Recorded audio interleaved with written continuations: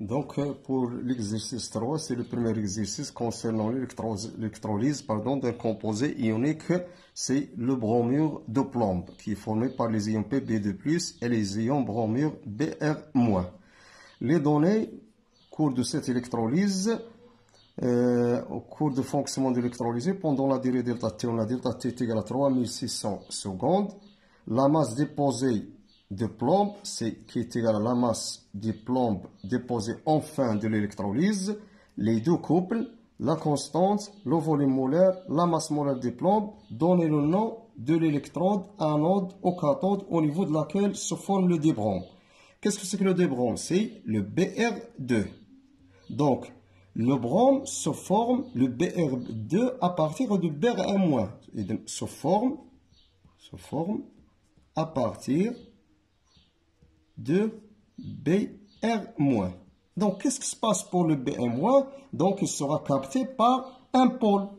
Le pôle, est-ce que le pôle plus ou le pôle moins? Puisque le Br- c'est un ion négatif, donc il sera capté par le pôle positif. Et le pôle positif, ce sera l'anode. Donc, ce sera l'anode qui est le pôle positif au cours de l'électrolyse. Parce qu'un ion négatif, pour se transformer en Pr2, donc il sera capté par le pôle plus, et le pôle plus, c'est l'anode. Maintenant, la deuxième question, on demande d'écrire les équations des réactions aux électrodes ainsi l'équation bilan.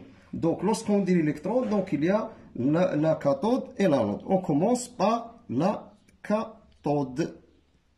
Et bien sûr, lorsqu'on dit la cathode, ce sera le pôle négatif. Pôle négatif.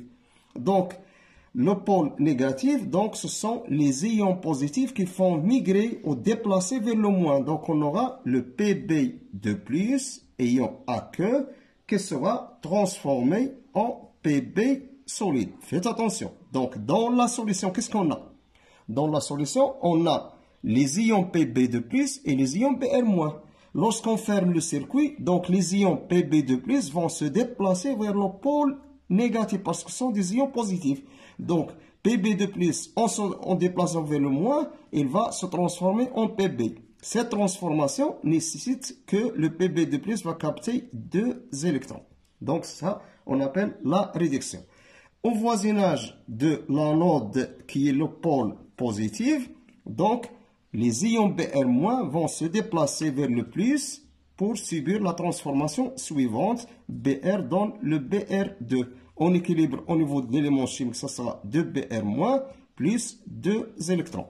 L'équation bilan de la réaction, l'équation bilan, ce qu'on appelle la réaction, l'équation globale, on fait la somme, ça sera le Pb2 plus 2Br- qui donne le Pb solide plus le Br2 gaz. Ça, c'est aqueux. C'est ça l'équation bilan de la réaction, ce qu'on appelle la réaction globale. Pour la troisième question, déterminer la valeur de l'intensité I du courant électrique passant dans le circuit pendant delta T. Delta T, on connaît, c'est 3600 secondes. Au cours de cette période, il y a un dépôt, faites attention, un dépôt de plomb sur l'électrode, ce qui est égal à 20,72 grammes. Donc, on va utiliser le tableau d'avancement. On a le Pb2 plus 2 électrons va donner le Pb.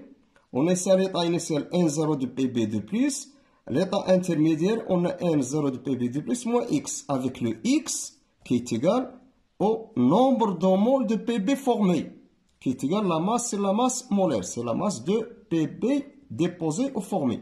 Donc, d'après le tableau d'avancement, toujours, on aura dans ce cas-là, le nombre de moles des électrons est égal à 2x.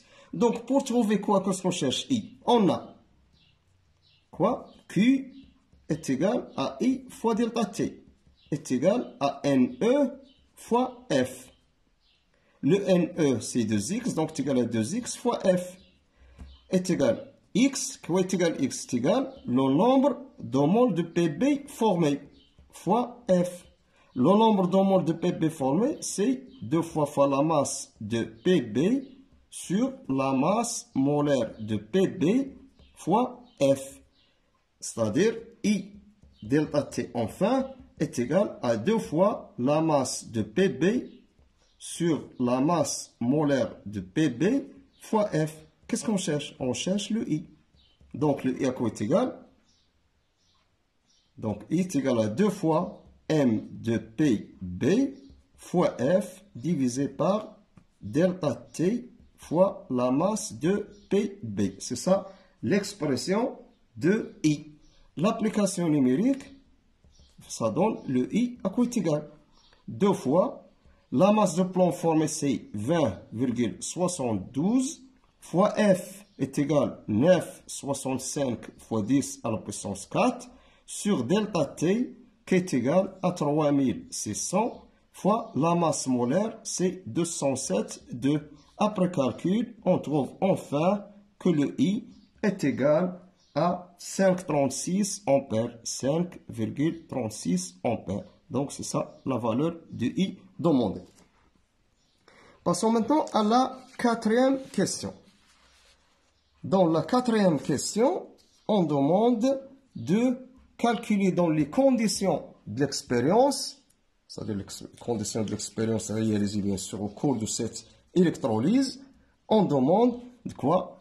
Le volume du gaz formé. Quel est le gaz formé? C'est le dibrome, le BR2. Donc, on cherche quoi? Le volume V qui est égal à volume de BR2. C'est-à-dire le gaz formé, c'est le dibrome. C'est bien. Donc, dans le premier tableau, qu'est-ce qu'on a? On a le X, premier tableau, on a X est égal à la masse du plomb sur la masse molaire du plomb. C'est ça. Le deuxième tableau, on aura le X à quoi est égal? C'est égal au nombre de BR formés. Deuxième tableau, on a le X est égal à N de BR2 formé est égal au volume de VBR2 sur le volume molaire. Égalité entre les deux, on trouve que le NPB sur la masse molaire de PB est égal au volume sur le volume molaire. Ce qui implique que le volume est égal à MPB sur MPB fois le volume molaire. C'est ça l'expression du volume des gaz formés au cours de cette électrolyse. L'application numérique va nous donner le V qui est égal. La masse de PB formée c'est 20,72 sur sa masse molaire qui est une constante de 207,2 fois le volume molaire, c'est-à-dire le volume du gaz aux conditions initiales, c'est donné, c'est 70 fois 1,5. Appliqué calcul, on trouve que V, c'est le volume, est égal à 7,05 litres. Donc, au cours de l'électrolyse qui dure une durée de 3600 secondes, donc le gaz formé de dibrome est égal à 7,5 litres.